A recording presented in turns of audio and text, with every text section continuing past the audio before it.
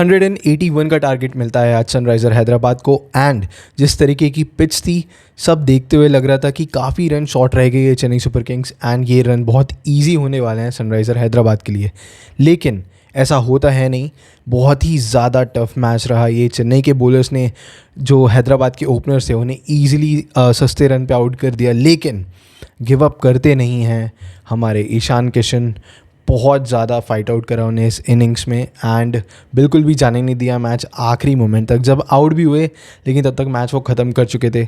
साथ मिला हेनरी क्लासे का। बिल्कुल दोनों ने आज गेम छीन लिया चेन्नई से। हमेशा लग रहा था बहुत मैच अप एंड डाउन हो रहा था। कभी लग रहा था चेन्नई जीत सकती है ना, 6 ओवर बचे थे, 7 ओवर बचे थे, तब थोड़ा लग रहा था अगर यहाँ पे विकेट गया क्रूशियल सिचुएशन में सो चेन्नई जीत जाएगी, मे बी फंस जाएगा, सुपर ओवर की भी बातें हो सकती थी। लेकिन हैदराबाद ने अपनी नर्व्स रखे, ईशान किशन ने अपने नर्व्स रखे एंड मैच को फिनिश करा। हैदराबाद 13 में से अब अपने 8 मैच जीत चुका है ऑलरेडी एंड क्वालिफाई कर चुका है। उन्हीं के साथ साथ गुजरात भी उनका थैंक यू करेंगे बिकॉज गुजरात भी क्वालिफाई कर चुका है अब प्लेऑफ्स में। रेस बचती है अब उनकी टॉप 2 में रहने की। अब वो मैच खेलेंगे अपना आरसीबी से, जिसमें डिसाइड होगा कि टॉप 2 में कौन बना रहता है, कौन थर्ड पे आएगा, किसको एक्स्ट्रा चांस मिलेगा कि नहीं मिलेगा। लेकिन हैदराबाद ने आज पैक कर दिया भाई, अपना प्लेऑफ्स का स्पॉट पैक कर दिया, साथ ही साथ गुजरात को भी ले गए हैं एंड अब एक्साइटिंग हो चुका है 4th स्पॉट की लड़ाई बिकॉज अब वो एक स्पॉट के लिए लड़ेंगे Rajasthan Royals, Chennai Super Kings, Punjab Kings. बात करें अगर चेन्नई सुपर किंग्स के चांसेस की प्लेऑफ्स के, तो बहुत ज़्यादा डिफ़िकल्ट है। अब यहाँ पे एक मौका था उनके पास कि अपनी किस्मत अपने हाथ में ही रखते। दुआएं, प्रेयर, ये सब करना उनके हाथ में नहीं था, लेकिन अब वो यही करेंगे बिकॉज़ अगर अब चेन्नई को क्वालिफाई करना है तो अपना आखिरी मैच तो उन्हें जीतना ही पड़ेगा, जो बहुत डिफ़िकल्ट है बिकॉज़ अहमदाबाद में जिस तरीके की पिचेस एंड स्ट्रैटेजी नेहरा जी लाते हैं, वहाँ पे अहमदाबाद में गुजरात टाइटंस को हराना बहुत ज़्यादा मुश्किल रहता है। सो चेन्नई के लिए काफ़ी डिफ़िकल्ट सिनेरियो है। उन्हें होप, प्रे, मतलब बिल्कुल अपने लकी स्टार्स पे काउंट करना पड़ेगा कि गुजरात टाइटंस से वो जीतें एंड पंजाब अपना मैच हारे। क्योंकि अगर पंजाब अपना आखिरी मैच जीत जाती है लखनऊ सुपर जायंट्स से, जो एक बहुत ही लाइकली सिनेरियो है, 50-50 कह सकते हैं आप लखनऊ और पंजाब के मैच को, कोई भी जीत सकता है। अगर पंजाब जीत गई तो भाई ये लास्ट मैच ही, मतलब पैक है चेन्नई का मामला, अब नहीं हो सकता कुछ। अगर पंजाब हारती है देन राजस्थान एंड चेन्नई दोनों के लिए प्लेऑफ्स के चांसेस ओपन रहेंगे मात्र 14 पॉइंट्स पे। मतलब सिर्फ 7 विन के साथ भी आप क्वालिफाई कर सकते हैं क्योंकि पंजाब रह जाएगी 13 पे।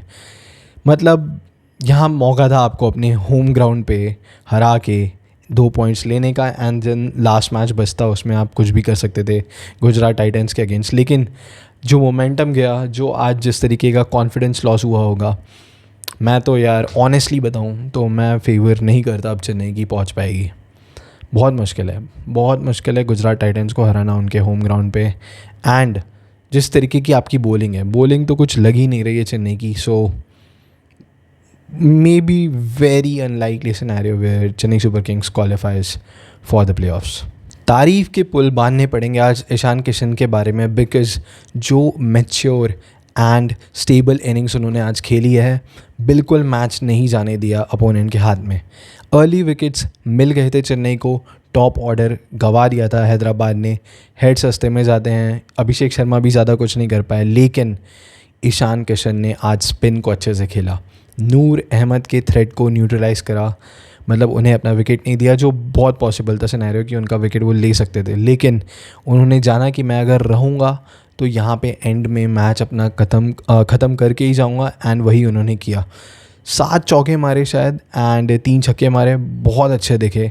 कंट्रोल्ड इनिंग्स में मुझे लगता नहीं है कि ईशान किशन का कोई कैच शायद ड्रॉप हुआ हो या कोई एक्स्ट्रा चांस मिला उन्हें। सो फ्लॉलेस इनिंग्स ही लगी उनकी एंड ईशान किशन ने आज बताया कि भाई अगर आपके पास प्योर डिटर्मिनेशन है अपनी टीम को जिताने के लिए, सो आप मैच गिव अप नहीं करेंगे। एंड इतने डिहाइड्रेटेड हो चुके थे वो, बहुत थके हुए दिख रहे थे एंड में। तो मतलब भाग भी जब रहे थे तो लग रहा था कि भाई क्या हो रहा है, मतलब कभी भी हैमस्ट्रिंग खिंच सकती है, क्योंकि 20 ओवर उन्होंने पहले विकेट कीपिंग करी, देन आगे ओपनिंग ऑलमोस्ट जल्दी विकेट गिर गया था हेड का, सेकेंड ओवर में ही शायद। सो उसके बाद भी ऑलमोस्ट सेकेंड इनिंग्स की भी पूरी बैटिंग करी ईशान किशन ने, ऑलमोस्ट लास्ट तक ही खेले। सो 40 ओवर इस गर्मी में, चेन्नई की हीट, चेन्नई की ह्यूमिडिटी में खेलना बहुत बहुत तारीफ़ के काबिल है। एंड अपनी टीम को आज उन्होंने 2 पॉइंट्स दिलाए, अपनी टीम को डिफ़िकल्ट सिचुएशन में नहीं छोड़ा। एंड यही चैम्पियन प्लेयर की एक निशानी होती है कि जब चीज़ें इम्पॉर्टेंट हो, जब जीत ज़रूरत हो आपको, एंड वो 2 पॉइंट लेके आज आप अपना क्वालिफिकेशन पैक कर सकते थे, वही करने में ईशान किशन ने हेल्प किया। बिकॉज अगर आज कहीं मैच हार जाती हैदराबाद, देन लास्ट मैच था उनका आरसीबी से, आरसीबी के अगेंस्ट कुछ भी हो सकता था, लेकिन इफ्स एंड बट्स में वो गए नहीं। आज का मामला उन्होंने आज ही पैक करा एंड अपना क्वालिफिकेशन स्पॉट तो पैक कर ही लिया है। अब टॉप 2 में रहते हैं कि नहीं, वो देखना पड़ेगा। ईशान किशन जिस तरीके के फॉर्म में चल रहे हैं, अगर उनकी इनिंग्स आ गई, मे बी टॉप 2 में भी आ सकते हैं वो। So very well done SRH, and बहुत बहुत इम्प्रेसिव परफॉर्मेंस थी ईशान किशन की, जो उन्होंने आज चेन्नई की, जो भले ही अच्छी बॉलिंग है, मतलब रन्स लुटा रहे थे, लेकिन स्पिन अटैक को अच्छे से उन्होंने टैकल करा एंड रिस्क फ्री क्रिकेट खेल के मैच ख़त्म करा ऑलमोस्ट। बहुत बहुत बढ़िया इनिंग्स थी आज। Matches win matches is a saying that's been in cricket for ever, and as far as I remember hearing any type of commentary, right. And यही होता है। आज आपने कैच छोड़ा हेनरी क्लासे का। अगर आप क्रूशियल सिचुएशंस में कैच नहीं पकड़ेंगे तो यार कुछ नहीं हो सकता यार। आपको मौका था वहाँ पे, हेनरी क्लासे बहुत शायद 20 कुछ रन पे थे जब स्पेंसर जॉनसन को मौका मिला था उनका विकेट लेने का। एंड मैं मानता हूँ थोड़ा सा कैच डिफ़िकल्ट था, लेकिन इंटरनेशनल लेवल पे जो IPL के प्लेयर्स आते हैं, आपको वो कैच एंटिसिपेट करना पड़ेगा एंड वो पकड़ना पड़ेगा। यही छोटे मोटे डिफरेंसेस रहते हैं मैच हारने और जीतने में। सो मौका छूटता है, लेकिन उसको कैपिटलाइज करते हैं हेनरी क्लासे, 47 बनाते हैं। आउट भले ही हुए वो स्टंपिंग में, एंड संजू सैमसन काफ़ी एनिमेटेड हो गए दोनों, पता नहीं क्या होने लगा। शायद विकेट कीपर हैं दोनों, तो कुछ आपस में बात हुई होगी विकेट के पीछे, या उन्हें सेलिब्रेशन अच्छा नहीं लगा संजू सैमसन का। वैसे दोनों काफ़ी काम रहते हैं, तो काफ़ी मैं शॉक था देख के, बिकॉज दोनों प्लेयर कभी भी ज़्यादा लड़ाई में दिखते नहीं हैं किसी से भी। देन मतलब ये शो करता है कि दोनों टीम्स आज कितना उम्मीद कर रही थी मैच जीतने के लिए, एंड सब कुछ अपना दे रहे थे। हेनरी क्लासे का कैच चेन्नई छोड़ती है, मेरे ख्याल से वो टर्निंग पॉइंट था उस इनिंग्स का, बिकॉज अगर उस समय पे हेनरी क्लासे का विकेट मिल जाता, so may be next wicket one brings another हो वाली बात हो जाती है। सो दूसरा विकेट भी मिल सकता था, लेकिन जो हुआ ही नहीं उसकी क्या बात करना। इफ्स एंड बट्स में तो दुनिया कभी चलती नहीं है।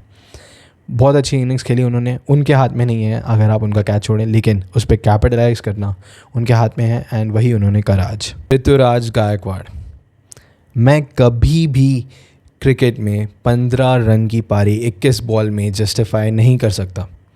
कोई सी भी सिचुएशन हो भाई, T20 में कितनी भी बॉल फंस के आ रही हो, भले ही आपके ओपनर जो साथी हैं संजू सैमसन, जो अच्छा खेल के गए थे, वैसे स्ट्राइक रेट उनका अच्छा था, वो आउट हो गए हों, लेकिन ये एंकरिंग के नाम पे जो आपने इनिंग्स खेली है भाई, 15 बॉल में 15 रन 21 बॉल में, कुछ क्या एक्सप्लेनेशन दे सकता है एक चेन्नई का फ़ैन?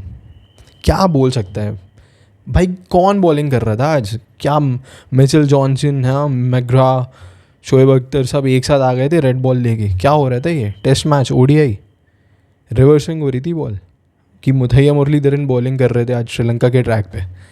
ऐसा तो कुछ हुआ नहीं।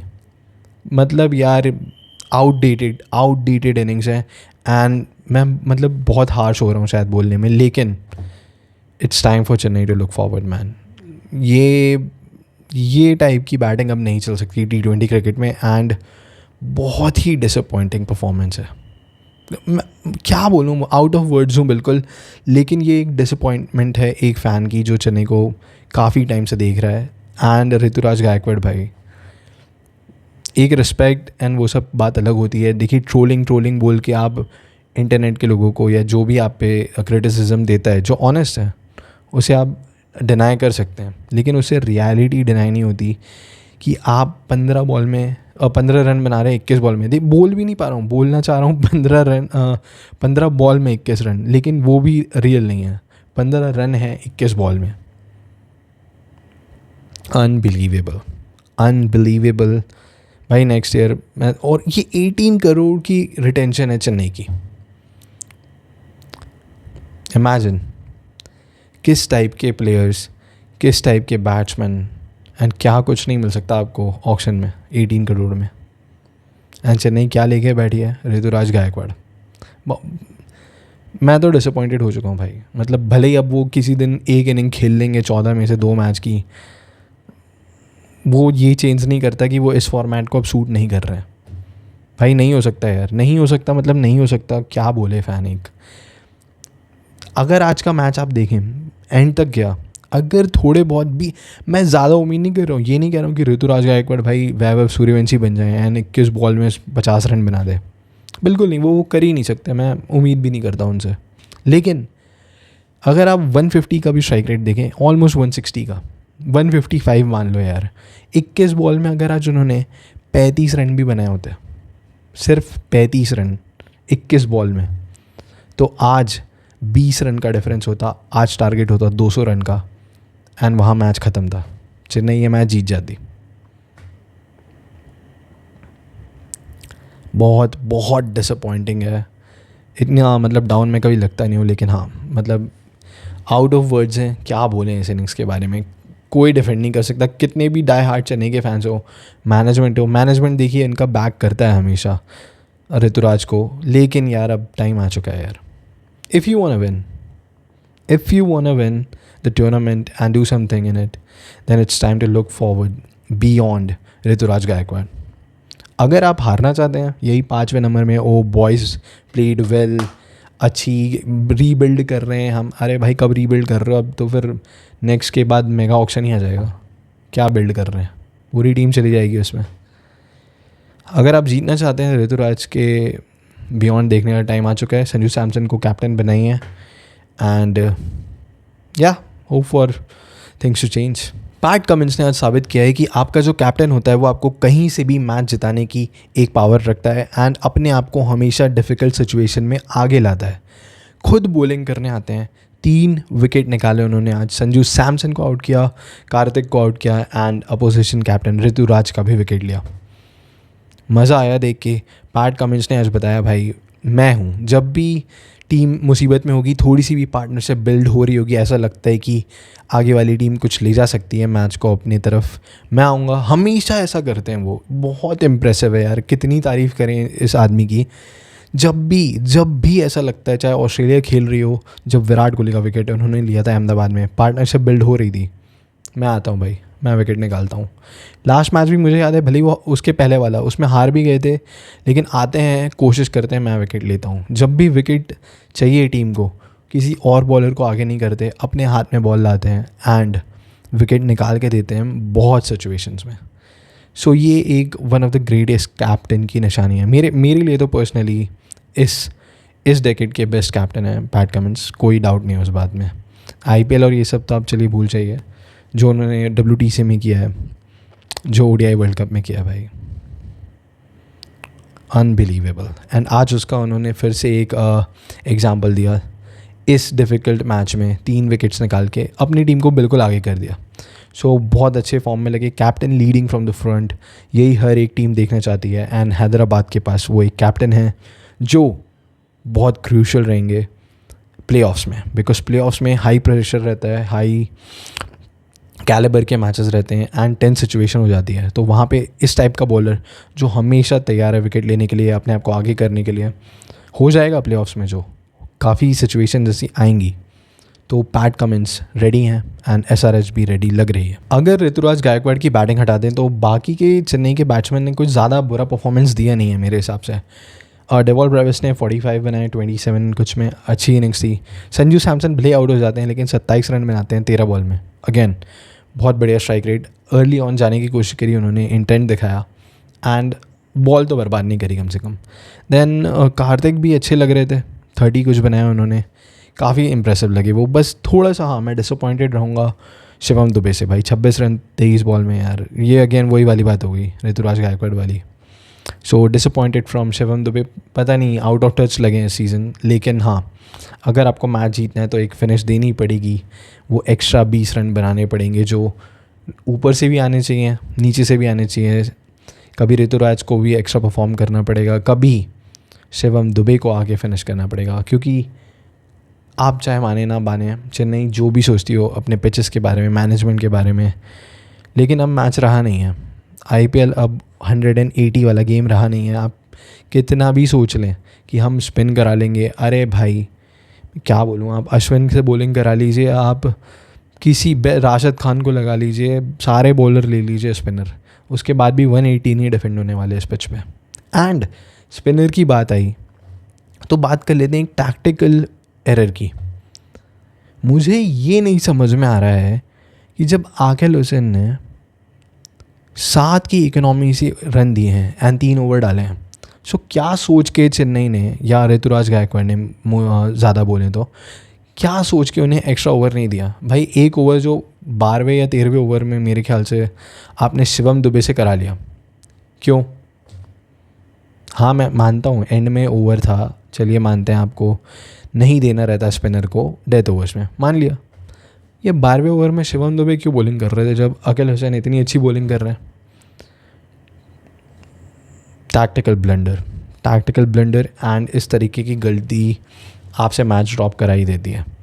सो हाँ, बैटिंग कहूँगा थोड़ा सा फाइटिंग टोटल देने की कोशिश करी उन्होंने अगेन, लेकिन हाँ ये 180 इस पिच पे कभी भी होने ही नहीं वाला था काफ़ी, बिकॉज जिस तरीके की बैटिंग आज चल रही है, एक ओवर में अगर 2 छक्के लग गए एंड में, ये जो 8 का 9 का रिक्वायर रन रेट रहता है सब बराबर हो जाता है भाई। सो अगर आपको खेलना है, अब आउटसाइड चांस है, प्रे करते रहिए कि पंजाब अपना आखिरी मैच ड्रॉप कर दे एंड आप कुछ ना कुछ करके अगर हरा देते हैं गुजरात टाइटंस को उनके घर पे, तो कुछ हो सकता है आपका। एंड उसके बाद भी आपको उम्मीद करनी पड़ेगी कि राजस्थान भी अपने 2 मैचेस ना जीते। बहुत मुश्किल है चेन्नई के लिए, a season to almost forget. Something can happen if miracle works in their favour, लेकिन हाँ मेरे हिसाब से तो ये बहुत डिसअपॉइंटिंग मैच था चेन्नई के लिए। एंड चेन्नई के फैंस बहुत डिसअपॉइंटेड हैं पिछले 3 साल से, एंड अब समझ में नहीं आ रहा करें क्या, बिकॉज चेन्नई का मैनेजमेंट तो यही पुरानी क्रिकेट खेलने में लगा हुआ है।